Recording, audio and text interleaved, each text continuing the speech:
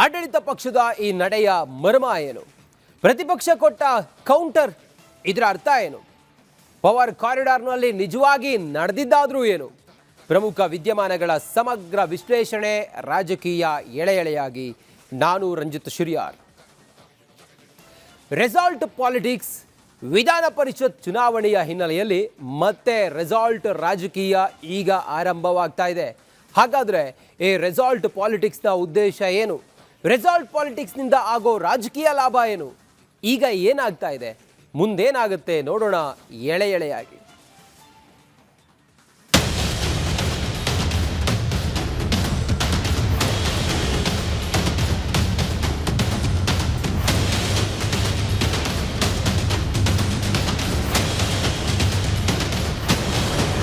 ವಿಧಾನಸಭೆಯಿಂದ ವಿಧಾನ ಪರಿಷತ್ನ 7 ಸ್ಥಾನಗಳಿಗೆ ನಡೀತಾ ಇರುವಂತಹ ಚುನಾವಣೆ ಕಣ ಕುತೂಹಲ ಕೆರಳಿಸಿದೆ.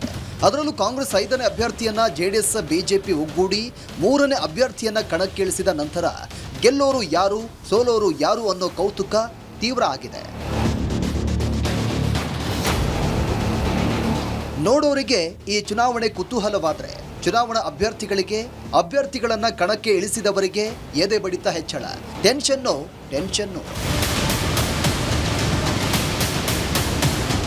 ಮತಗಳ ಕೊರತೆ ಇದ್ದರೂ ಕಾಂಗ್ರೆಸ್ ಪಕ್ಷ 5ನೇ ಅಭ್ಯರ್ಥಿಯನ್ನ ಕಣಕ್ಕಿಳಿಸಿದ್ದರಿಂದಲೇ ಜೆಡಿಎಸ್ ನಾಯಕರು ಬಿಜೆಪಿ ಹೈಕಮಾಂಡ್ ಜೊತೆ ಚರ್ಚೆ ಮಾಡಿಯೇ 3ನೇ ಅಭ್ಯರ್ಥಿಯನ್ನ ಕಣಕ್ಕಿಳಿಸಿದ್ದಾರೆ. ಇಷ್ಟಾದ ಮೇಲೆ ಉಭಯ ಪಕ್ಷಗಳ ನಾಯಕರಿಗೂ ಈಗ ಕಣಕ್ಕಿಳಿಸಿದ ಅಭ್ಯರ್ಥಿಯನ್ನ ಗೆಲ್ಲಿಸಿಕೊಳ್ಬೇಕಾದ ಅನಿವಾರ್ಯತೆ ಎದುರಾಗಿದೆ. ಪರಸ್ಪರ ಎದುರಾಳಿ ಪಕ್ಷಗಳ ಸೆಳೆಯುವ ತಂತ್ರ ಒಂದೆಡೆ ನಡೀತಾ ಇದ್ರೆ, ಇನ್ನೊಂದು ಕಡೆ ತಮ್ಮ ಶಾಸಕರನ್ನ ಹಿಡಿದಿಟ್ಟುಕೊಳ್ಳುವ ಕಾರ್ಯತಂತ್ರ ಶುರುವಾಗಿದೆ. ಯಾಕಂದ್ರೆ ಕುದುರೆ ವ್ಯಾಪಾರದ ಸ್ಪಷ್ಟ ಸುಳಿವು ಸಿಕ್ಕಿದೆ. ಹೀಗಾಗಿಯೇ ಈಗ ರೆಸಾರ್ಟ್ ರಾಜಕಾರಣಕ್ಕೆ ಮೊರೆ ಹೋಗ್ತಾ ಇದ್ದಾರೆ. ಪರಿಷತ್ ಚುನಾವಣೆ ಗೆಲ್ಲಲು ರೆಸಾರ್ಟ್ ಪಾಲಿಟಿಕ್ಸ್, ಎಲೆಕ್ಷನ್ ಗೆಲ್ಲಿಸುತ್ತಾ ಕೂಡಿ ಹಾಕೋ ಟ್ರಿಕ್ಸ್. ಇದೇ 18ರಂದು ವಿಧಾನ ಪರಿಷತ್ನ ಚುನಾವಣೆ ನಡೆಯಲಿರುವ ಹಿನ್ನೆಲೆಯಲ್ಲಿ 2 ದಿನ ಮೊದಲು ಅಂದರೆ 16ನೇ ತಾರೀಕು ಬಿಡದಿಯಲ್ಲಿರುವಂಥ ರೆಸಾರ್ಟ್ ಒಂದಕ್ಕೆ ಕಾಂಗ್ರೆಸ್ ಪಕ್ಷದ ಶಾಸಕರನ್ನ ಕರೆದುಕೊಂಡು ಹೋಗಲು ತಯಾರಿ ನಡೆದಿದೆ. ಅತ್ತ ಜೆಡಿಎಸ್ ಹಾಗೂ ಬಿಜೆಪಿಯು ಎಲ್ಲ ಶಾಸಕರನ್ನ ಹೀಗೆ ಒಂದೆಡೆ ಹಿಡಿದಿಟ್ಟುಕೊಳ್ಳುವ ಪ್ಲಾನ್ನಲ್ಲಿದೆ. ಉಭಯ ಪಕ್ಷಗಳು ಶಾಸಕರನ್ನೆಲ್ಲ 16ನೇ ತಾರೀಕು ರೆಸಾರ್ಟ್ಗೆ ಕರೆದುಕೊಂಡು ಹೋದರೆ ವಾಪಸ್ ಹೊರಗೆ ಬರುವುದು 18ನೇ ತಾರೀಕು. ಅಂದು ಬೆಳಗ್ಗೆ ಹೊರಬಂದವರು ನೇರವಾಗಿ ಹೋಗೋದು ವಿಧಾನಸೌಧದ ಮತಗಟ್ಟೆಗೆ. ವೋಟು ಮಾಡಿದ ಮೇಲೆ ಅವರಿಗೆ ಬಿಡುಗಡೆ. ಶಾಸಕರ ಮುಟ್ಟಿಗೆ ಈ ರೆಸಾರ್ಟ್ ವಾಸ್ತವ್ಯ ಹೆಂಗಪ್ಪ ಅಂದರೆ ಒಂದು ರೀತಿ ಐಷಾರಾಮಿ ಜೈಲಿದ್ದಂತೆ.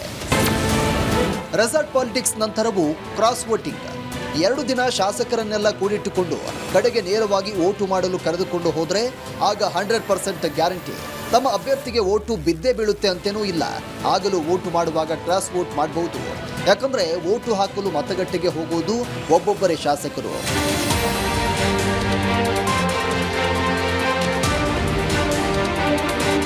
ಆದರೂ ಶಾಸಕರ ಹಿಡಿದಿಟ್ಟುಕೊಳ್ಳುವ ರೆಸಾರ್ಟ್ ಪಾಲಿಟಿಕ್ಸ್ ಬಿಡಲ್ಲ. ಅದರಲ್ಲೂ ಕೆಲವು ರೆಸಾರ್ಟ್ ರಾಜಕೀಯದ ಘಟನೆಗಳಂತೂ ಮರೆಯಲು ಸಾಧ್ಯವೇ ಇಲ್ಲ. ಅದರಲ್ಲೂ 2019ರ ಆಪರೇಷನ್ ಕಮಲ ಕುಖ್ಯಾತಿಯ ರೆಸಾರ್ಟ್ ಪಾಲಿಟಿಕ್ಸ್ ಹಲವು ಕಾರಣಗಳಿಗೆ ಚರ್ಚೆಯ ಕೇಂದ್ರ ಬಿಂದು ಆಗಿತ್ತು.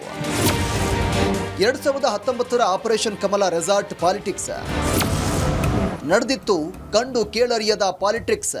ಕರ್ನಾಟಕದ ರಾಜಕೀಯ ಇತಿಹಾಸದಲ್ಲೇ ಅತ್ಯಂತ ರೋಚಕ ಹಾಗೂ ಅಚ್ಚರಿಯ ಹೈಡ್ರಾಮಾಗಳಿಗೆ ಕಾರಣವಾಗಿತ್ತು 2019ರ ಆಪರೇಷನ್ ಕಮಲ ರೆಸಾರ್ಟ್ ಪಾಲಿಟಿಕ್ಸ್. ಆಗ HD ಕುಮಾರಸ್ವಾಮಿ ನೇತೃತ್ವದ ಜೆಡಿಎಸ್ ಕಾಂಗ್ರೆಸ್ ಸರ್ಕಾರವನ್ನು ಪತನಗೊಳಿಸಿ ಬಿಜೆಪಿ ಸರ್ಕಾರ ಸ್ಥಾಪಿಸುವ ಪ್ರಯತ್ನದ ಭಾಗವಾಗಿ ಭಾರಿ ಹೈಡ್ರಾಮವೇ ನಡೆದಿತ್ತು. ಅದರಲ್ಲಿ ಕಾಗವಾಡ ಕ್ಷೇತ್ರದ ಕಾಂಗ್ರೆಸ್ ಶಾಸಕ ಶ್ರೀಮಂತ ಪಾಟೀಲ್ ರೆಸಾರ್ಟ್ನಿಂದ ದಿಢೀರ್ ಮಾಯವಾಗಿ ಮುಂಬೈ ಆಸ್ಪತ್ರೆ ಸೇರಿದ ಘಟನೆ ಕಾಂಗ್ರೆಸ್ ಹಾಗೂ ಜೆಡಿಎಸ್ ನಾಯಕರನ್ನ ಬೆಚ್ಚಿ ಬೀಳಿಸಿತ್ತು. ರೆಸಾರ್ಟ್ನಿಂದ ರಾತ್ರೋರಾತ್ರಿ ಎಸ್ಕೇಪ್, ಬೆಳಗ್ಗೆ ಮುಂಬೈ ಆಸ್ಪತ್ರೆಯಲ್ಲಿರೋ ಸ್ನ್ಯಾಪ್. ಈ ಘಟನೆ ನಡೆದಿದ್ದು 2019ರ ಜುಲೈ 17, 18ರಂದು. ಆಗ ಜೆಡಿಎಸ್ ಕಾಂಗ್ರೆಸ್ ಸಮ್ಮಿಶ್ರ ಸರ್ಕಾರದ ನೇತೃತ್ವ ವಹಿಸಿ ಮುಖ್ಯಮಂತ್ರಿಯಾಗಿದ್ದ HD ಕುಮಾರಸ್ವಾಮಿಯವರ ಸರ್ಕಾರ ಬಹುಮತ ಸಾಬೀತುಪಡಿಸಲು ವಿಧಾನಸಭೆಯಲ್ಲಿ ವಿಶ್ವಾಸಮತ ಯಾಚನೆ ಮಾಡಲು ದಿನ ನಿಗದಿಯಾಗಿತ್ತು. ಆಗ ಕಾಂಗ್ರೆಸ್ ಪಕ್ಷವು ತನ್ನ ಶಾಸಕರನ್ನ ಬಿಜೆಪಿಯವರು ಸೆಳೆಯದಂತೆ ಬೆಂಗಳೂರಿನ ದೇವನಹಳ್ಳಿ ಬಳಿ ಇರುವಂತ ಒಂದು ಪ್ರಕೃತಿ ರೆಸಾರ್ಟ್ನಲ್ಲಿ ಇರಿಸಿತ್ತು. ಶ್ರೀಮಂತ ಪಾಟೀಲ್ ಕೂಡ ಉಳಿದ ಶಾಸಕರೊಂದಿಗೆ ಇದೇ ರೆಸಾರ್ಟ್ನಲ್ಲಿದ್ದರು. Shrimant Patil phone switch off. ಕೈ ನಾಯಕರಿಗೆ ತಿಳಿದಾಗ ಔಟ್ ಆಫ್ ನೆಟ್ವರ್ಕ್. ವಿಶ್ವಾಸಮತ ಯಾಚನೆಗೆ ಕೇವಲ ಒಂದೇ ದಿನ ಬಾಕಿ ಇರುವಾಗ ಅಂದರೆ ಜುಲೈ 17ರ ರಾತ್ರಿ ಕಾಂಗ್ರೆಸ್ ಶಾಸಕ ಶ್ರೀಮಂತ ಪಾಟೀಲ್ ಅವರು ರಾತ್ರೋರಾತ್ರಿ ರೆಸಾರ್ಟ್ನಿಂದ ನಾಪತ್ತೆಯಾದರು. ಅವರ ಫೋನ್ ಸ್ವಿಚ್ ಆಫ್ ಆಗಿತ್ತು. ಕಾಂಗ್ರೆಸ್ ನಾಯಕರು ಹುಡುಕಾಟ ನಡೆಸುವಷ್ಟರಲ್ಲಿ ಅವರು ಬೆಂಗಳೂರಿನ ಗಡಿ ದಾಟಿ ಔಟ್ ಆಫ್ ನೆಟ್ವರ್ಕ್ ಆಗಿದ್ರು. ಬಿಡುಗಡೆಯಾಯಿತು ಶಾಕಿಂಗ್ ಭಾವಚಿತ್ರ. ರಾತ್ರೋರಾತ್ರಿ ಆಸ್ಪತ್ರೆ ಸೇರಿದ್ದೇ ವಿಚಿತ್ರ. ಮರುದಿನ ಬೆಳಗ್ಗೆ ಅಂದರೆ ಜುಲೈ 18ರಂದು ಇಡೀ ದೇಶವೇ ಬೆಚ್ಚಿ ಬೀಳುವಂತಹ ಫೋಟೋವೊಂದು ಮಾಧ್ಯಮಗಳಲ್ಲಿ ಪ್ರಕಟವಾಯಿತು. ರೆಸಾರ್ಟ್ನಲ್ಲಿದ್ದ ಶ್ರೀಮಂತ ಪಾಟೀಲ್ ಅವರು ನೇರವಾಗಿ ಮುಂಬೈನ ಪ್ರಸಿದ್ಧ ಸೆಂಟ್ ಜಾರ್ಜ್ ಆಸ್ಪತ್ರೆಯ ಐಸಿಯು ಬೆಡ್ ಮೇಲೆ ಮಲಗಿದ್ರು. ಅವರ ಎದೆಗೆ ಹಾರ್ಟ್ ಮಾನಿಟರ್ ವೈರ್ಗಳನ್ನು ಹಚ್ಚಲಾಗಿತ್ತು.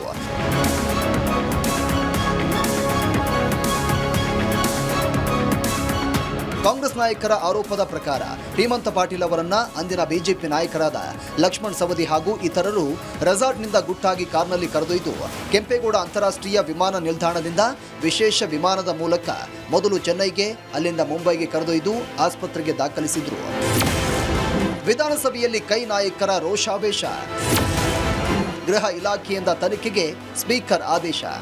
ಜುಲೈ 18ರಂದು ವಿಧಾನಸಭೆಯಲ್ಲಿ ವಿಶ್ವಾಸಮತ ಯಾಚನೆ ಚರ್ಚೆ ಆರಂಭವಾದಾಗ ಶ್ರೀಮಂತ ಪಾಟೀಲ್ ಗೈರಾಗಿದ್ರು.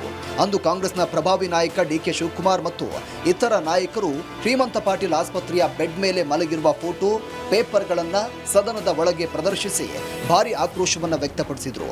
ನಮ್ಮ ಶಾಸಕರನ್ನ ಬಿಜೆಪಿ ಅಪಹರಣ ಮಾಡಿದೆ. ನಿನ್ನೆ ರಾತ್ರಿ ನಮ್ಮ ಜೊತೆ ಚೆನ್ನಾಗಿದ್ದ ಮನುಷ್ಯನಿಗೆ ಹಠಾತ್ ಎದೆನೋವು ಬರಲು ಹೇಗೆ ಸಾಧ್ಯ? ಬೆಂಗಳೂರಲ್ಲಿ ಸೂಪರ್ ಸ್ಪೆಷಾಲಿಟಿ ಆಸ್ಪತ್ರೆಗಳಿಲ್ಲವೇ? ಚಿಕಿತ್ಸೆಗಾಗಿ ಮುಂಬೈಗೆ ಯಾಕೆ ಹೋಗಬೇಕು ಅಂತ ಡಿಕೆ ಶಿವಕುಮಾರ್ ಸದನದ ಬಾವಿಗಿಳಿದು ಧರಣಿ ನಡೆಸಿದ್ರು. ಅಂದಿನ ಸ್ಪೀಕರ್ ಕೆಆರ್ ರಮೇಶ್ ಕುಮಾರ್ ಕೂಡ ಇದು ನೈಸರ್ಗಿಕವಾಗಿ ಕಾಣಿಸ್ತಾ ಇಲ್ಲ ಅಂತ ಗೃಹ ಇಲಾಖೆಗೆ ತನಿಖೆಗೆ ಆದೇಶ ನೀಡಿದ್ರು. ಅಂತಿಮ ಫಲಿತಾಂಶ ಏನಾಯಿತು? ಕಡೆಗೂ ರೆಸಾರ್ಟ್ ಪಾಲಿಟಿಕ್ಸೇ ಗೆದ್ದಿತ್ತು. ಶ್ರೀಮಂತ ಪಾಟೀಲ್ ಸೇರಿದಂತೆ ಕಾಂಗ್ರೆಸ್ ಜೆಡಿಎಸ್ನ ಒಟ್ಟು 18 ಶಾಸಕರು ಸದನಕ್ಕೆ ಗೈರಾದರು. ಇದರಿಂದ ಎಚ್.ಡಿ. ಕುಮಾರಸ್ವಾಮಿ ನೇತೃತ್ವದ ಮೈತ್ರಿ ಸರ್ಕಾರ ಬಹುಮತ ಸಾಬೀತುಪಡಿಸಲಾಗದೆ ಪತನಗೊಳ್ತು. ಬಿ.ಎಸ್. ಯಡಿಯೂರಪ್ಪ ನೇತೃತ್ವದ ಬಿಜೆಪಿ ಸರ್ಕಾರ ಅಧಿಕಾರಕ್ಕೆ ಬಂತು. ಆಗ ಅಂದಿನ ಸ್ಪೀಕರ್ ರಮೇಶ್ ಕುಮಾರ್ ಅವರು ಶ್ರೀಮಂತ ಪಾಟೀಲ್ ಸೇರಿದಂತೆ ರೆಬೆಲ್ ಆದ ಎಲ್ಲ ಶಾಸಕರನ್ನ ಅನರ್ಹ ಮಾಡಿದ್ರು. ಆದರೆ ನಂತರ ಸುಪ್ರೀಂ ಕೋರ್ಟ್ ಈ ಶಾಸಕರಿಗೆ ಉಪ ಚುನಾವಣೆಯಲ್ಲಿ ಸ್ಪರ್ಧಿಸಲು ಅವಕಾಶ ಕೊಡ್ತು. ಶ್ರೀಮಂತ ಪಾಟೀಲ್ ಅವರು ಬಿಜೆಪಿ ಸೇರಿ ಕಾಗವಾಡ ಕ್ಷೇತ್ರದಿಂದ ಮರು ಚುನಾವಣೆಯಲ್ಲಿ ಸ್ಪರ್ಧಿಸಿ ಭಾರಿ ಬಹುಮತದಿಂದ ಗೆದ್ದು ಯಡಿಯೂರಪ್ಪ ಸರ್ಕಾರದಲ್ಲಿ ಜವಳಿ ಸಚಿವರಾದರು.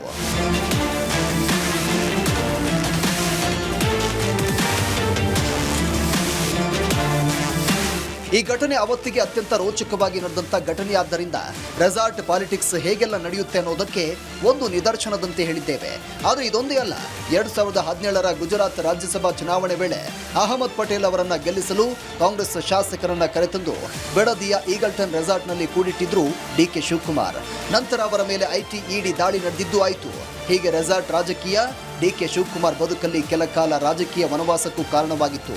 ಆದರೆ ಆ ರಾಜ್ಯಸಭಾ ಚುನಾವಣೆಯಲ್ಲಿ ಅಹಮದ್ ಪಟೇಲ್ ಅವರು ಕೇವಲ ಅಧರ್ಮದಿಂದ ಗೆದ್ದು ಬೇಗಿದ್ರು.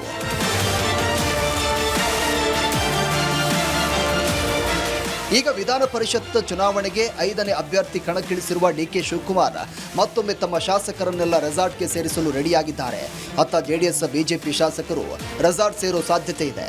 ಆದರೆ ಈ ಬಾರಿಯ ರೆಸಾರ್ಟ್ ಪಾಲಿಟಿಕ್ಸ್ ಗೆಲ್ಲಿಸೋದು ಯಾರನ್ನ, ಸೋಲಿಸೋದು ಯಾರನ್ನ? ಉತ್ತರಕ್ಕೆ 18ನೇ ತಾರೀಕಿನವರೆಗೂ ಕಾಯಲೇಬೇಕಿದೆ. ರಿಪಬ್ಲಿಕ್ ಕನ್ನಡ, ಬೆಂಗಳೂರು.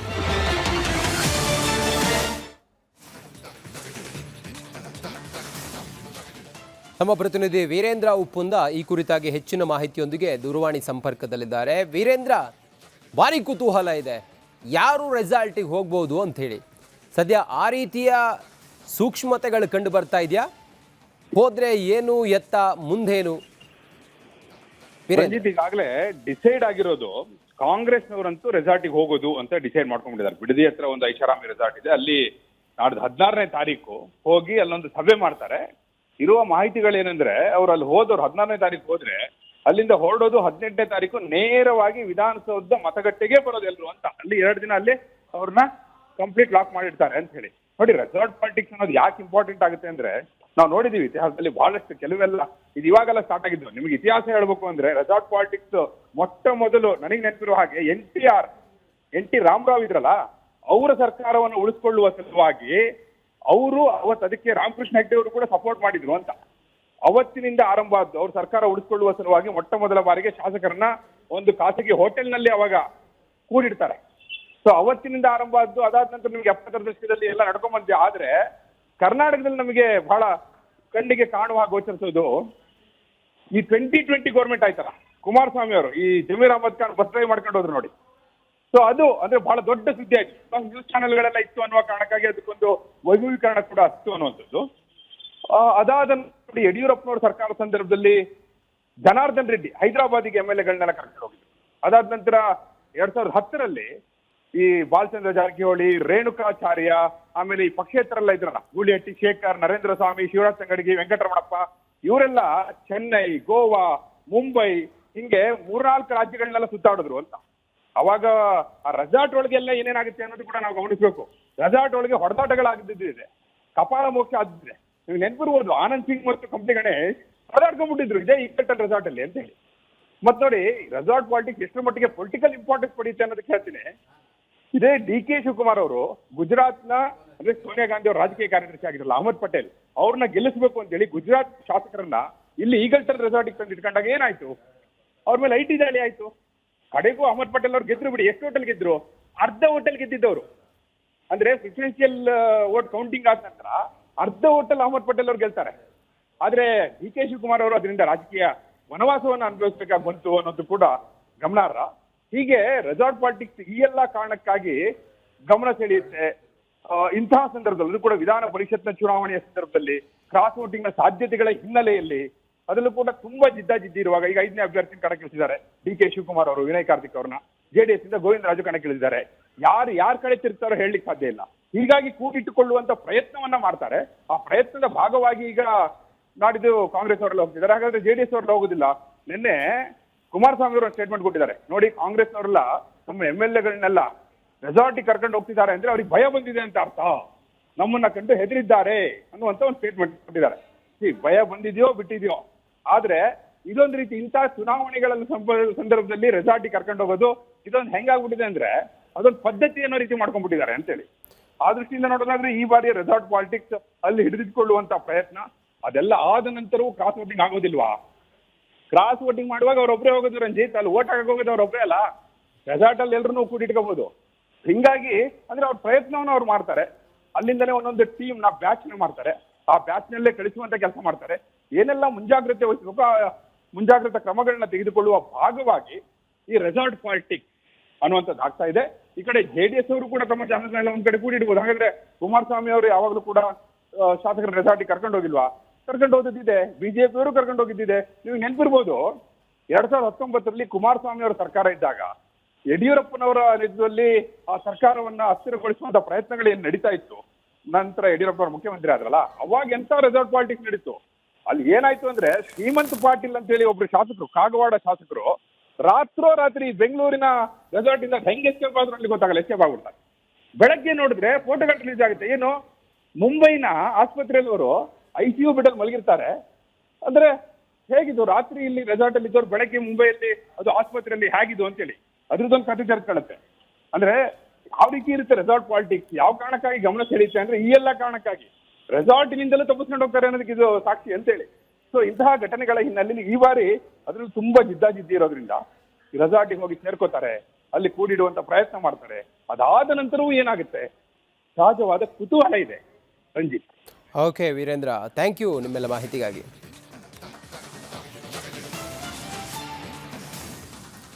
ವಿಧಾನ ಪರಿಷತ್ ಚುನಾವಣೆಯ ಹಿನ್ನೆಲೆಯಲ್ಲಿ ಅಡ್ಡ ಮತದಾನದ ಚರ್ಚೆ ಜೋರಾಗಿದೆ.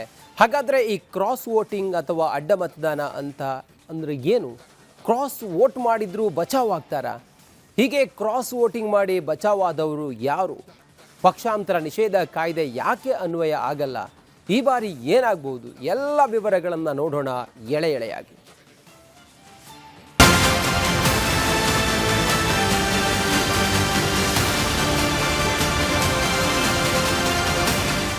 ಕ್ರಾಸ್ ವೋಟಿಂಗ್ ಈ ವಿಧಾನ ಪರಿಷತ್ ಚುನಾವಣೆಯ ಚರ್ಚೆಯ ಜೊತೆಗೆ ನಡೀತಾ ಇರುವಂತಹ ಮತ್ತೊಂದು ಚರ್ಚೆ ಅಡ್ಡ ಮತದಾನ. ಇಷ್ಟಕ್ಕೂ ಏನಿದು ಅಡ್ಡ ಮತದಾನ ಅಂದ್ರೆ ಹೇಳ್ತೀವಿ ಕೇಳಿ. ಕ್ರಾಸ್ ವೋಟಿಂಗ್ ಅಥವಾ ಅಡ್ಡ ಮತದಾನ ಎಂದರೆ ನೋಡಿ, ಯಾವುದೇ ಒಂದು ರಾಜಕೀಯ ಪಕ್ಷದಿಂದ ಆರಿಸಿ ಬಂದಿರುವಂತಹ ಜನಪ್ರತಿ ಅಂದ್ರೆ ಶಾಸಕ ಅಥವಾ ಸಂಸದ ತನ್ನ ಸ್ವಂತ ಪಕ್ಷದ ಅಧಿಕೃತ ಅಭ್ಯರ್ಥಿಗೆ ಮತ ಹಾಕುವ ಬದಲು ಎದುರಾಳಿ ಅಥವಾ ಇತರ ಪಕ್ಷದ ಅಭ್ಯರ್ಥಿಗೆ ಮತ ಹಾಕುವುದನ್ನ ಕ್ರಾಸ್ ವೋಟಿಂಗ್ ಅಥವಾ ಅಡ್ಡ ಮತದಾನ ಅಂತ ಕರೀತಾರೆ. ಈಗ ನಡೀತಿರುವಂತಹ ಚುನಾವಣೆಯ ನಿರ್ದೇಶನವನ್ನೇ ತೆಗೆದುಕೊಳ್ಳೋದಾದ್ರೆ ಕಾಂಗ್ರೆಸ್ನ 5ನೇ ಅಭ್ಯರ್ಥಿ ವಿನಯ್ ಕಾರ್ತಿಕ್ಗೆ ಬಿಜೆಪಿ ಅಥವಾ JDS ನಿಂದ ಆಯ್ಕೆಯಾಗಿರುವ ಶಾಸಕರು ಮತದಾನವನ್ನ ಮಾಡಿದರೆ ಅದು ಕ್ರಾಸ್ ವೋಟಿಂಗ್. ಇದು ಉದಾಹರಣೆಗೆ ಹೇಳಿದಷ್ಟೇ. ಒಂದು ಪಕ್ಷದಿಂದ ಗೆದ್ದವರು ಇನ್ನೊಂದು ಪಕ್ಷಕ್ಕೆ ಮತ ಹಾಕೋದೇ ಅಡ್ಡ ಮತದಾನ. ಈ ಚುನಾವಣೆಯಲ್ಲಿ ಎಂಎಲ್ಎಗಳಿಗೆ ವಿಪ್ ಅನ್ವಯ ಆಗುತ್ತಾ? ಹಾಗಾದ್ರೆ ಶಾಸಕರು ಅಡ್ಡ ಮತದಾನ ಮಾಡದಂತೆ ತಡೆಯೋಕೆ ಅಂತಲೇ ವಿಪ್ ಜಾರಿ ಮಾಡಿದ್ರೆ ಆಗ ಅದರಿಂದ ಅಡ್ಡ ಮತದಾನ ತಡೆಯಬಹುದಾ? ವಿಪ್ ಅನ್ವಯ ಆಗುತ್ತಾ ಅಂದ್ರೆ ಇದಕ್ಕೆ ನೇರ ಉತ್ತರ ಇಲ್ಲ. ವಿಪ್ ಅನ್ವಯ ಆಗಲ್ಲ. ವಿಧಾನಸಭೆ ಸದಸ್ಯರುಗಳ ಮತಗಳ ಮೂಲಕ ವಿಧಾನ ಪರಿಷತ್ತಿಗೆ ಅಥವಾ ರಾಜ್ಯಸಭೆಗೆ ನಡೆಯುವಂತಹ ಚುನಾವಣೆಗಳ ವೇಳೆ ರಾಜಕೀಯ ಪಕ್ಷಗಳು ತಮ್ಮ ಶಾಸಕರಿಗೆ ವಿಪ್ ಜಾರಿ ಮಾಡಿದರೂ ಕೂಡ ಅದನ್ನ ಉಲ್ಲಂಘಿಸಿ ಅಡ್ಡ ಮತದಾನ ಮಾಡಿದರೆ ಪಕ್ಷಾಂತರ ನಿಷೇಧ ಕಾಯ್ದೆ ಅಡಿಯಲ್ಲಾಗಲಿ ಅಥವಾ ಬೇರೆ ಯಾವುದೇ ಕಾನೂನಿನ ಅಡಿಯಲ್ಲಾಗಲಿ ಶಾಸಕ ಸ್ಥಾನದಿಂದ ಅನರ್ಹಗೊಳಿಸಲು ಬರುವುದಿಲ್ಲ. ಯಾಕೆ ಹೀಗೆ ಅಂದ್ರೆ ಅದಕ್ಕೆ ಉತ್ತರ ಸುಪ್ರೀಂ ಕೋರ್ಟ್ನ ತೀರ್ಪು. ಪಕ್ಷಾಂತರ ನಿಷೇಧ ಕಾಯ್ದೆಗೂ ಇದೇ ಚೌಕಟ್ಟು. ಸದನದ ಒಳಗೆ ಮಾತ್ರ ಎಂದಿದೆ ಸುಪ್ರೀಂ ಕೋರ್ಟು. ಕ್ರಾಸ್ ಓಟು ಮಾಡಿದ್ರೂ ಅನರ್ಹ ಯಾಕಾಗಲ್ಲ? ವಿಧಾನ ಪರಿಷತ್ ಅಥವಾ ರಾಜ್ಯಸಭಾ ಚುನಾವಣೆಗಳು ಸದನದ ಒಳಗಿನ ಶಾಸನಾತ್ಮಕ ನಡಾವಳಿಗಳಲ್ಲ. ಅವು ಕೇವಲ ಒಂದು ಚುನಾವಣಾ ಪ್ರಕ್ರಿಯೆ. ಈ ಚುನಾವಣೆಯಲ್ಲಿ ಶಾಸಕರು ಕೇವಲ ಒಬ್ಬ ಮತದಾರರಾಗಿ ಭಾಗವಹಿಸುತ್ತಾರೆಯೇ ಹೊರತು ಶಾಸಕರಾಗಿ ಅಲ್ಲ. ಹಾಗಾಗಿ ಇಲ್ಲಿ ನೀಡುವಂತಹ ವಿಪ್ ಕೇವಲ ರಾಜಕೀಯ ನಿರ್ದೇಶನವಷ್ಟೇ ಹೊರತು ಅದಕ್ಕೆ ಯಾವುದೇ ಕಾನೂನಾತ್ಮಕವಾಗಿ ಶಾಸಕ ಸ್ಥಾನ ಕಿತ್ತುಕೊಳ್ಳುವ ಪವರ್ ಇಲ್ಲ. ಯಾರು ಕ್ರಾಸ್ ವೋಟಿಂಗ್ ಮಾಡಿದ್ದರು? ಕ್ರಾಸ್ ವೋಟ್ ಮಾಡಿದ ಮೇಲೆ ಏನಾಯಿತು? ಕರ್ನಾಟಕದ ರಾಜಕೀಯ ಇತಿಹಾಸದಲ್ಲೇ ವಿಧಾನ ಪರಿಷತ್ ಮತ್ತು ರಾಜ್ಯಸಭಾ ಚುನಾವಣೆಗಳಲ್ಲಿ ಹಲವು ಬಾರಿ ಕ್ರಾಸ್ ವೋಟಿಂಗ್ ನಡೆದು ಹೋಗಿದೆ. ಇತ್ತೀಚಿನ ಹಾಗೂ ದಿ ಬೆಸ್ಟ್ ಎಕ್ಸಾಂಪಲ್ 2016ರಲ್ಲಿ ನಡೆದಂತಹ ರಾಜ್ಯಸಭೆ ಚುನಾವಣೆ ವೇಳೆ ಅಂದ್ರೆ ಜೆಡಿಎಸ್ ಪಕ್ಷದ ಶಾಸಕರು ಕಾಂಗ್ರೆಸ್ ಪರವಾಗಿ ಮಾಡಿದ್ದ ಅಡ್ಡ ಮತದಾನ. ಆಗ ರಾಜ್ಯಸಭಾ ಚುನಾವಣೆಯಲ್ಲಿ ಕ್ರಾಸ್ ವೋಟಿಂಗ್ ಮಾಡಿದ್ದು ಜೆಡಿಎಸ್ನ 8 ಶಾಸಕರು. ಅವರು ಯಾರ್ಯಾರು ಅಂದ್ರೆ ಕ್ರಾಸ್ ವೋಟ್ ಮಾಡಿದ ಶಾಸಕರು B Z Zameer Ahmed Khan, N Chaluvarayaswamy, H C. Balakrishna, Iqbal Ansari, Bhima Naik, K Gopalaiah, Ramesh Bandisiddegowda, Akhanda Srinivasa ಮೂರ್ತಿ. 2013ರಲ್ಲಿ ಜೆಡಿಎಸ್ನಿಂದ ಗೆದ್ದಿದ್ದ ಈ 8 ಮಂದಿ ಜೆಡಿಎಸ್ ಶಾಸಕರು 2016ರಲ್ಲಿ ಕಾಂಗ್ರೆಸ್ ಅಭ್ಯರ್ಥಿ ಪರ ಅಡ್ಡ ಮತದಾನವನ್ನ ಮಾಡಿದರು. ಇವರಷ್ಟೇ ಅಲ್ಲ, ಇತ್ತೀಚೆಗೆ ಅಂದ್ರೆ 2024ರ ರಾಜ್ಯಸಭಾ ಚುನಾವಣೆಯಲ್ಲೂ ಕೂಡ ಬಿಜೆಪಿಯ ಶಾಸಕ ಎಸ್.ಟಿ. ಸೋಮಶೇಖರ್ ಕಾಂಗ್ರೆಸ್ ಅಭ್ಯರ್ಥಿಗೆ ಮತವನ್ನು ಹಾಕಿದರು. ಮತ್ತೊಬ್ಬ ಶಾಸಕ ಶಿವರಾಮ್ ಹೆಬ್ಬಾರ್ ಮತದಾನಕ್ಕೆ ಬಾರದೆ ಗೈರು ಹಾಜರಾಗಿದ್ದರು. ಕ್ರಾಸ್ ವೋಟು ಮಾಡಿದವರ ಮೇಲೆ ಕ್ರಮವೇನು ನೋಡಿ? ಅಡ್ಡ ಮತದಾನ ಮಾಡಿದವರ ವಿರುದ್ಧ ಕಾನೂನಾತ್ಮಕವಾಗಿ ಶಾಸಕ ಸ್ಥಾನದಿಂದ ಅನರ್ಹ ಮಾಡಲು ಸಾಧ್ಯವಾಗದ ಕಾರಣ ರಾಜಕೀಯ ಪಕ್ಷಗಳು ತಮ್ಮ ಮಟ್ಟದಲ್ಲಿ ಶಿಸ್ತು ಕ್ರಮವನ್ನ ಜರುಗಿಸುತ್ತವೆ. ಪಕ್ಷದಿಂದ ಅಮಾನತು ಅಥವಾ ಉಚ್ಚಾಟನೆ ಮಾಡಲಾಗುತ್ತದೆ. ಹೆಚ್ಚಂದ್ರೆ ಪಕ್ಷದ ಪ್ರಾಥಮಿಕ ಸದಸ್ಯತ್ವವನ್ನು ರದ್ದುಗೊಳಿಸಿ ಮುಂದಿನ ಚುನಾವಣೆಯಲ್ಲಿ ಟಿಕೆಟ್ ನಿರಾಕರಿಸುತ್ತಾರೆ. ಕ್ರಾಸ್ ವೋಟಿಗರ ವಿರುದ್ಧ ಕೋರ್ಟಿಗೆ ಹೋದ್ರೆ ಅಡ್ಡ ಮತದಾನ ಮಾಡಿದ ಶಾಸಕರ ವಿರುದ್ಧ ರಾಜಕೀಯ ಪಕ್ಷಗಳು ಸ್ಪೀಕರ್ ಬಳಿ ಅಥವಾ ನ್ಯಾಯಾಲಯಕ್ಕೆ ಹೋದರೆ ತಕ್ಷಣಕ್ಕೆ ಯಾವುದೇ ದೊಡ್ಡ ಪರಿಣಾಮ ಆಗುವುದಿಲ್ಲ. ಸುಪ್ರೀಂ ಕೋರ್ಟ್ ತೀರ್ಪುಗಳು ಬಂಡಾಯ ಶಾಸಕರ ಪರವಾಗಿಯೇ ಇರುವುದರಿಂದ ಕೋರ್ಟ್ ಶಾಸಕ ಸ್ಥಾನವನ್ನು ರದ್ದುಗೊಳಿಸುವುದಿಲ್ಲ. ಆದರೆ ಇಲ್ಲೊಂದು ಬಿಗ್ ಟ್ವಿಸ್ಟ್ ಇದೆ. ಕ್ರಾಸ್ ವೋಟ್ ಮಾಡಿದ ಪಕ್ಷದ ಜೊತೆಗೆ ಕಾಣಿಸಿಕೊಂಡ್ರೆ ಔಟ್. ಒಂದು ವೇಳೆ ಶಾಸಕರು ಕ್ರಾಸ್ ವೋಟಿಂಗ್ ಮಾಡಿದ ನಂತರ ಬಹಿರಂಗವಾಗಿ ಎದುರಾಳಿ ಪಕ್ಷದ ವೇದಿಕೆಗಳಲ್ಲಿ ಕಾಣಿಸಿಕೊಂಡ್ರೆ, ಆ ಪಕ್ಷದ ಪರ ಪ್ರಚಾರ ಮಾಡಿದರೆ ಅಥವಾ ಸ್ವಯಂ ಪ್ರೇರಿತವಾಗಿ ತನ್ನದೇ ಪಕ್ಷದ ವಿರುದ್ಧ ಕೆಲಸವನ್ನ ಮಾಡಿದರೆ ಅದನ್ನ ಸ್ವಯಂ ಪ್ರೇರಿತವಾಗಿ ಪಕ್ಷದ ಸದಸ್ಯತ್ವವನ್ನ ಬಿಟ್ಟಿರುವುದು ಅಂತ ಪರಿಗಣಿಸಬಹುದು. ರಾಜಕೀಯ ಪಕ್ಷಗಳು ಇದನ್ನೇ ಆಧಾರವಾಗಿಟ್ಟುಕೊಂಡು ಸ್ಪೀಕರ್ ಮೂಲಕ ಅನರ್ಹತೆಗೆ ಹೋರಾಟವನ್ನು ನಡೆಸಬಹುದು. ಆದರೆ ಕೇವಲ ಅಡ್ಡ ಮತದಾನದ ಒಂದೇ ಒಂದು ಕಾರಣಕ್ಕೆ ಕೋರ್ಟ್ ಯಾರನ್ನೂ ಕೂಡ ಅನರ್ಹಗೊಳಿಸುವುದಿಲ್ಲ. ಇದೇ ಕಾರಣಕ್ಕೆ ವಿಧಾನ ಪರಿಷತ್ ಚುನಾವಣೆ ವೇಳೆ ಕ್ರಾಸ್ ವೋಟಿಂಗ್ ಸಾಧ್ಯತೆ ಹೆಚ್ಚಾಗಿರುತ್ತೆ. ಅವರು 5ನೇ ಕ್ಯಾಂಡಿಡೇಟನ್ನು ಹಾಕಿದ್ದಾರೆ, ನಾವು ಕೂಡ 3ನೇ ಕ್ಯಾಂಡಿಡೇಟನ್ನು ಹಾಕಿದ್ದೀವಿ. ಎಲೆಕ್ಷನ್ ಆಗೋದಿದೆ. ಈಗ ಒಂದು ಕ್ಯಾಂಡಿಡೇಟ್ಗೆ 28 ವೋಟು ಅಂತ ಹೇಳಿದರೆ JDSನ 18, ನಮ್ಮದೊಂದು 5 ಅಥವಾ 6 ಉಳಿಯುತ್ತೆ. ನಮಗೆ ಕೆಲವು ಓಟ್ಗಳು ಬೇಕು. ಉದಾಹರಣೆಗೆ 5 ಓಟ್ ಬೇಕು. ಸೆಕೆಂಡ್ ಪ್ರಿಫರೆನ್ಸ್ ಕೂಡ ಓಟ್ ಹಾಕ್ಬೋದು.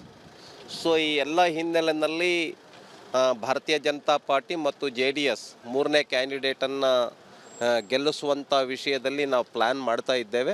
ಈ ಬಾರಿಯೂ ಕೂಡ ವಿಧಾನ ಪರಿಷತ್ ಚುನಾವಣೆ ವೇಳೆ ಕ್ರಾಸ್ ವೋಟಿಂಗ್ ಸಾಧ್ಯತೆ ನಿಚ್ಚಳವಾಗಿದೆ. ಆದರೆ ಈ ಕ್ರಾಸ್ ವೋಟಿಂಗ್ ನ ದುಷ್ಪರಿಣಾಮದಿಂದ ಯಾರು ಸೋಲ್ತಾರೆ, ಯಾರು ಗೆಲ್ತಾರೆ ಅನ್ನೋದನ್ನ ತಿಳಿಯೋಕೆ ಜೂನ್ 18ನೇ ತಾರೀಕಿನವರೆಗೂ ಕೂಡ ಕಾಯಲೇಬೇಕಿದೆ. ರಿಪಬ್ಲಿಕ್ ಕನ್ನಡ, ಬೆಂಗಳೂರು. ಈಗ ಇದೆಲ್ಲವೂ ಕೂಡ ಚರ್ಚೆಗೆ ಕಾರಣ ಆಗಿರೋದು ಯಾಕಂತ ಕೇಳಿದ್ರೆ ವಿಧಾನ ಪರಿಷತ್ನ ಚುನಾವಣೆ ಹಿನ್ನೆಲೆ 18ನೇ ತಾರೀಕು ನಡೆಯುವಂಥ ಚುನಾವಣೆ ಅವತ್ತೇ ಪ್ರಕಟ ಆಗುವಂಥ ಫಲಿತಾಂಶ.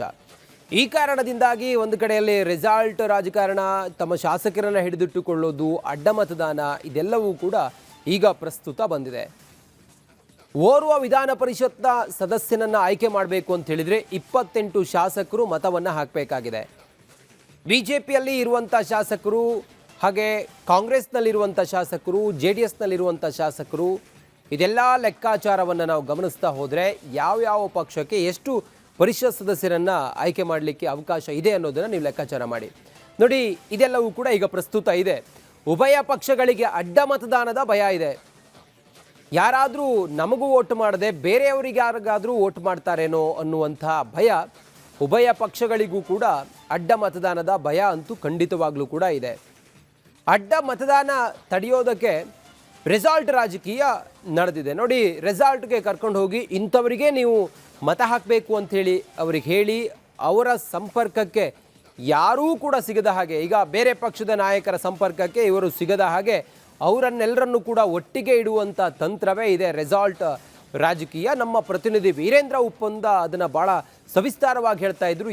ಯಾರ ಅವಧಿಯಲ್ಲಿ ಏನೇನಾಗಿತ್ತು, ಯಾರ್ಯಾರು ರೆಸಾಲ್ಟ್ ರಾಜಕಾರಣ ಮಾಡಿಯೂ ಕೂಡ ಅವರು ಅಡ್ಡ ಮತದಾನ ಮಾಡಿದ್ರು, ಹಾಗೆ ರೆಸಾಲ್ಟ್ ರಾಜಕಾರಣದ ಇತಿಹಾಸ ಏನು ಅನ್ನೋದ್ರ ಬಗ್ಗೆ ವೀರೇಂದ್ರ ಉಪ್ಪಂದ ಭಾಳ ವಿಶ್ಲೇಷಣೆಯೊಂದಿಗೆ ಭಾಳ ಅರ್ಥ ಆಗೋದ್ ರೀತಿಯಲ್ಲಿ ಹೇಳ್ತಾ ಇದ್ರು. ನೆಕ್ಸ್ಟ್ ನೋಡಿ, ರೆಸಾಲ್ಟ್ ರಾಜಕಾರಣ ಒಂದು ಕಡೆಯಲ್ಲ, ಆದರೆ ಅಡ್ಡ ಮತದಾನದ ಆತಂಕ ಉಭಯ ಪಕ್ಷಗಳಿಗಿದ್ದಾವೆ. ಆದರೆ ನಡೆಯೋದು ಬರೀ ಅಡ್ಡ ಮತದಾನ ಅಷ್ಟೇ ಅಲ್ಲ, ಅಡ್ಡ ಮತದಾನ ಅಷ್ಟೇ ನಡೆಯೋದಿಲ್ಲ, ಅಡ್ಡಾದಿಡ್ಡಿ ಮತದಾನ ಕೂಡ ನಡೆಯಬಹುದು. ಇದು ಹೇಗೆ ಅಂತ ಕೇಳಿದರೆ, ಏನಿದು ಅಡ್ಡಾದಿಡ್ಡಿ ಮತದಾನ ಅಂತ ಕೇಳಿದರೆ, ಅಧಿಕೃತ ಅಭ್ಯರ್ಥಿಗೆ ಮತ ಹೋಗದಂತೆ ಕುಲಗೆಡಿಸುವುದು. ತಮ್ಮ ಪಕ್ಷದ ಅಭ್ಯರ್ಥಿ ಯಾರಿದ್ದಾರೆ ಅವರಿಗೆ ಮತ ಹೋಗದ ಹಾಗೆ, ತನ್ನ ಮತ ಹೋಗದ ಹಾಗೆ ಅಡ್ಡಾದಿಡ್ಡಿ ಮತದಾನ ಮಾಡೋದು, ಅದು ಅಸಿಂಧು ಆಗಿಬಿಡುತ್ತೆ ನೋಡಿ. ಮತಪತ್ರದ ಮೇಲೆ ತಪ್ಪಾಗಿ ಟಿಕ್ ಮಾಡಿದರೆ ಕುಲಗೆಟ್ಟ ಮತದಾನ ಆಗುತ್ತೆ. ಇದೇ ಅಡ್ಡಾದಿಡ್ಡಿ ಮತದಾನ. ಇದು ಕೂಡ ಬಹುಶಃ ಇವರು ತಂತ್ರವಾಗಿ ಇದನ್ನು ಮಾಡ್ತಾರೆ. ಅವ್ರಿಗೆ ಗೊತ್ತಿರುತ್ತೆ ಇಂಥವರಿಗೆ ಓಟ್ ಹಾಕಬೇಕು ಅಂತೇಳಿ, ಆದರೆ ಅಡ್ಡಾದಿಡ್ಡಿ ಮತದಾನ ಮಾಡ್ತಾರೆ. ಹಾಗಾದಾಗಲೂ ಕೂಡ ಅವ್ರು ಏನು ಅಂದ್ಕೊಂಡಿರ್ತಾರೆ ಅದು ಅವರಿಗೆ ಸಾಧಿಸ್ಲಿಕ್ಕೆ ಸಾಧ್ಯ ಆಗುತ್ತೆ ಅನ್ನೋಂಥದ್ದು. ಇದೆಲ್ಲವನ್ನು ಕೂಡ ನಾವು ಗಮನಿಸ್ತಾ ಹೋದಾಗೆ ನೋಡಿ, ಈ ಎಲ್ಲ ಪಕ್ಷಗಳು ಹೆಂಗೆ ಮಾಡ್ತಾವೆ ಅಂತ ಕೇಳಿದರೆ, ಇದೆಲ್ಲದಿಂದ ತಪ್ಪಿಸಿಕೊಳ್ಳೋದಕ್ಕೆ ಅವ್ರನ್ನ ರೆಸಾಲ್ಟ್ ರಾಜಕಾರಣಕ್ಕೆ ಗುರಿಪಡಿಸ್ತವೆ. ರೆಸಾಲ್ಟ್ ಕರ್ಕೊಂಡು ಹೋಗಿ ಅವರಿಗೆ ಎಲ್ಲ ರೀತಿಯಲ್ಲೂ ಕೂಡ ಅನುಕೂಲ ಮಾಡಿ ಅವ್ರನ್ನ ಹಿಡಿದಿಟ್ಕೊಳ್ತಾರೆ. ಅಡ್ಡಾದಿಡ್ಡಿ ಮತದಾನ ಆಗದ ಹಾಗೆಯೂ ಕೂಡ ಅವ್ರನ್ನ ಮೇಲೆ ಒತ್ತಡ ಹೇರ್ತಾರೆ. ಅಡ್ಡ ಮತದಾನ, ಕ್ರಾಸ್ ವೋಟಿಂಗ್ ಆಗದ ಹಾಗೂ ಕೂಡ ಎಲ್ಲ ರೀತಿಯಲ್ಲೂ ಕೂಡ ಪ್ರಯತ್ನ ಪಡ್ತಾರೆ. ಅದರ ಹೊರತಾಗಿಯೂ ಕೂಡ ಹೀಗಾಗಿರುವಂಥ ನಿದರ್ಶನಗಳು ಇದ್ದಾವೆ. ಹೆಚ್ಚಿನ ಮಾಹಿತಿಯೊಂದಿಗೆ ನಮ್ಮ ಪ್ರತಿನಿಧಿ ವೀರೇಂದ್ರ ಉಪ್ಪುಂದ ಈಗ ಸಂಪರ್ಕದಲ್ಲಿದ್ದಾರೆ. ವೀರೇಂದ್ರ, ಅಡ್ಡಾದಿಡ್ಡಿ ಮತದಾನ ಆದರೆ ಏನಾಗುತ್ತೆ? ಆ ಮತ ಸಿಂಧುವೋ ಅಸಿಂಧುವೋ? Veerendra, over to you. Ranjith, ಇದು ಅಡ್ಡ ಮತದಾನ ಅಂತ ಇದೆ, ಅಡ್ಡಾದಿಡ್ಡಿ ಮತದಾನ ಅಂತ ನಾವು ಕಾಯಿನ್ ಮಾಡಿರೋದು. ಯಾವ್ದಕ್ಕೆ ಕಾಯಿನ್ ಮಾಡಿರೋದು? ನಾವು ಕಾಯಿನ್ ಮಾಡಿರೋದು ಯಾವ್ದಕ್ಕೆ ಅಂದ್ರೆ, ನೀವು ಹೇಳಿದ್ರಲ್ಲಿ ಈಗ ಅಸಿಂಧು ಆಗುತ್ತೆ ಅಂತ. ಅಸಿಂಧು ಆಗುವ ಹಾಗೆ ಕೆಲವರು ವೋಟ್ ಮಾಡ್ತಾರೆ. ಈಗ ಮಾಡಬಾರ್ದು, ಕ್ರಾಸ್ ವೋಟ್ ಮಾಡಿದಂತಹ ಕಪ್ಪು ಚುಕ್ಕೆ ಬರಬಾರ್ದು.